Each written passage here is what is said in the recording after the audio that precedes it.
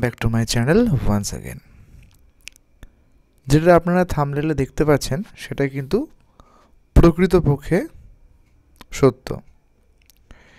2 বছরের যে B Ed course সেটা কিন্তু বন্ধ হতে চলেছে এবং এটুকু শোনা যাচ্ছে এবং এরকমটা কিন্তু আপডেট আসছে যে 2026 থেকে এবং কিছু কিছু জায়গায় এই বছরের লাস্ট দিক থেকে 1 বছরের বিএড কোর্স কিন্তু চালু হবে। তাই অনেকে প্ল্যানিং করছেন যে আমরা 1 বছরের বিএড কোর্সে ভর্তি হলে কেমন হয়।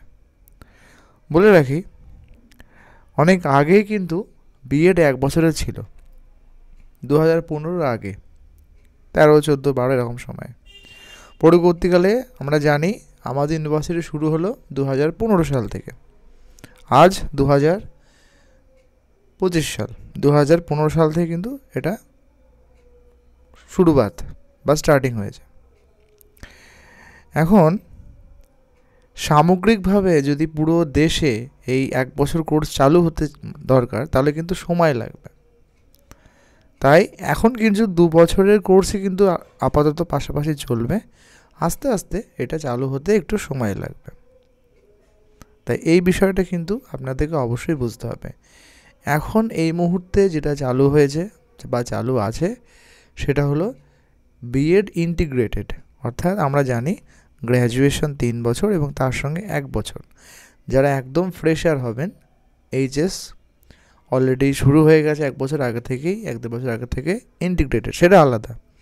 কিন্তু এই যে 1 বছরের যে কোর্সগুলো সেটা আপাতত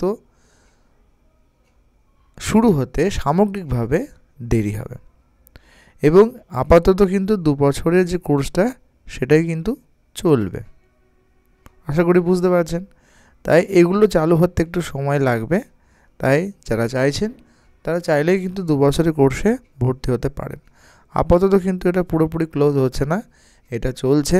যখন সামগ্রিকভাবে চালু হয়ে যাবে তখন অবশ্যই এটা বন্ধ হওয়ার সম্ভাবনা নিশ্চয়ই হবে। ছোট্ট একটি আপডেট, আশা করি আপনাদের ক্লিয়ারিটি দিতে পারলাম। যদি হেল্পফুল হয় তাহলে লাইক করতে ভুলবেন না।